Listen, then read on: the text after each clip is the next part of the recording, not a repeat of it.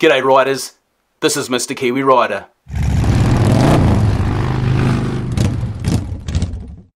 Hopefully you've checked out my recent video, 5 things I really like about the Lowrider ST. This video is 5 things I really dislike about the Lowrider ST. And as I said in the last one, this is just based on information and imagery that I've seen online. Once I see the bike in the flesh, I'm sure I'll have different opinions. Let's get straight into it. Number 5.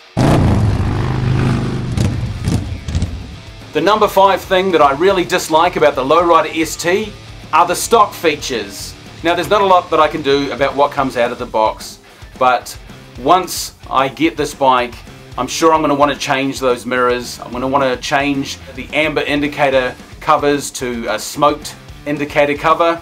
All of those little things which I guess at the end of the day are personal choice and do give the owner ways to make the bike their own. I still think though that they could have put smoked indicator lenses on as standard. Number 4. The number 4 thing that I really dislike about the Lowrider ST, and this is just on one of them, it's that gunship grey. To my eye, it looks unfinished. To my eye, it looks like a primer coat. With full apologies to all of you out there who really dig that grey, and I know that there'll be plenty of you, and I know all of those that purchase the grey colour will love it just as much as I know I'm going to love the black. Number 3. The number 3 thing that I really dislike about the Lowrider ST is the different size bags. Now this isn't insurmountable, and you can clearly see why one bag is smaller on one side, and obviously that's because of the twin pipes. It's probably obvious that a lot of people are going to put 2-into-1 pipes on that bike, and when they do, there's going to be a lot of empty real estate on the high side of that bike. The way I look at it, there isn't a lot that's symmetrical about a motorcycle. On one side you've got the pipes and the air filter, on the other side you've got your primary and your belt or chain. The only clear view you're going to get of these bags is actually from the rear. So from the front they're pretty obscured, from the side you can only see one at a time. When you view it from the back you can see that they are different sizes, but I do like what Harley have done where they've used little tricks to fool the eye into thinking those bags are a similar size by putting the seams in a similar place before the bag curves under. So those bags aren't perfect, and once you get a 2-into-1 pipe in there it is going to be more noticeable, but I very much doubt that those different size bags are going to stop me enjoying this bike. The bags are easily removable, so I guess they won't have to be on there all of the time.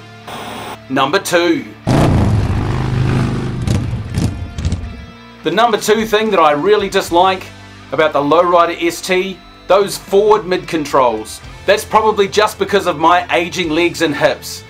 I have to say though, with those forward mid controls, cornering is so much more enjoyable. I just wish that my hips and legs had the stamina to be able to ride long distances with my feet and knees in that position. I really do have to have the forward controls, and that'll be one of the first things that I do to this bike when I get it, is put forward controls on. Number 1. The number 1 thing that I really dislike about the Lowrider ST, the solo seat. Now I understand it's built on a Lowrider S, which is set up as a solo bike, but of course what they've done with the Lowrider ST is create a touring bike, and often with a touring bike you want to take a passenger, or you want somewhere where you can stash other luggage. Again, one of the first things that I'll likely do with the ST when I get it is put a 2-up seat on there, as well as a sissy bar for more luggage space.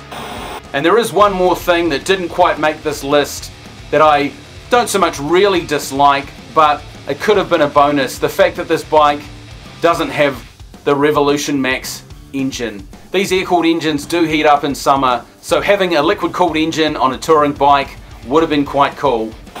Thanks for watching the top 5 things I really dislike about the Lowrider ST, and if you haven't already, check out the top 5 things I really like about the Lowrider ST. And if you're keen to follow my journey with this bike, please subscribe. It's free to do so.